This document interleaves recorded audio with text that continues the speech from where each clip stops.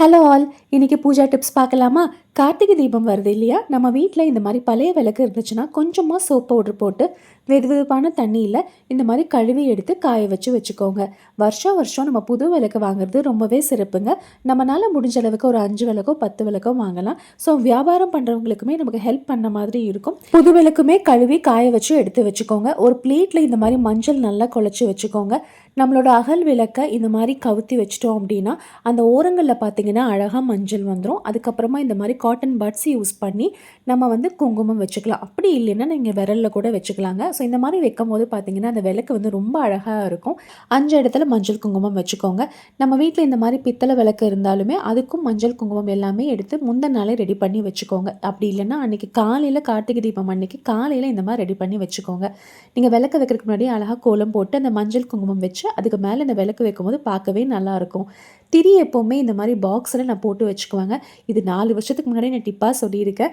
இந்த மாதிரி ஒரு பாக்ஸில் நம்ம கட் பண்ணி திரியை போட்டு வச்சிட்டோம் அப்படின்னா டெய்லி விளக்கேற்றுறதுக்குமே ரொம்ப யூஸ்ஃபுல்லாக இருக்கும். பெரிய திரியும் வச்சுருப்பேன், அதுக்கப்புறம் சின்ன சின்ன திரியுமே வச்சுருப்பேன். நம்ம விளக்குக்கு ஏற்ற மாதிரி நம்ம திரியை எடுத்து போட்டுக்கலாம். கார்த்திகை தீபம் அன்னைக்கு பார்த்தீங்கன்னா நிறைய விளக்கு போடுவோம் இல்லையா? ஸோ அந்த டைமில் ஒருவருக்கும் திரி போடுறதுக்கு கஷ்டமாக இருக்கும். ஸோ இந்த மாதிரி போட்டு வச்சிட்டிங்கன்னா ரொம்பவே ஈஸியாக இருக்கும். கார்ட்போர்டை இந்த மாதிரி குட்டி குட்டியாக கட் பண்ணி வச்சுட்டு விளக்கு கடியில் வைக்கும் போது பார்த்தீங்கன்னா நம்ம டைல்ஸில் காம்பவுண்ட் வாலில் வைக்கும் போது எண்ணெய் வந்து கீழே கசியும் இல்லையா? ஸோ அதை வந்து நம்ம அவாய்ட் பண்ணிக்கலாங்க.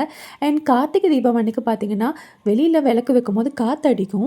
ஸோ அந்த டைமில் சீக்கிரமாக பற்றிக்காது. ஸோ அந்த டைமில் பார்த்தீங்கன்னா இந்த மாதிரி கற்பூரத்தை நுணுக்கி வச்சு அந்த நுனியில் வச்சிட்டோம் அப்படின்னா சீக்கிரமாக வந்து பிடிச்சிக்கோங்க.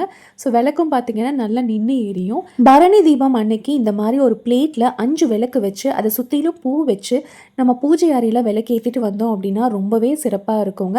அண்ட் வாசலில் பார்த்தீங்கன்னா 2 விளக்கோ 5 விளக்கோ வச்சுக்கலாம், அது நம்ம இஷ்டம். பட் பூஜை அறையில் இந்த மாதிரி 5 விளக்கு வச்சு அதை சாமி கும்பிட்டோம் அப்படின்னா ரொம்பவே சிறப்பாக இருக்குங்க. கார்த்திகை தீபம் அன்னைக்கு ஒரு சிலர் பார்த்தீங்கன்னா வாசலில் விளக்கேற்றிட்டு அதுக்கப்புறமா பூஜை அறையில் விளக்கேற்றுவாங்க. அண்ட் ஒரு சிலர் பூஜை அறையில் விளக்கேற்றிட்டு அதுக்கப்புறமா வாசலில் வைப்பாங்க.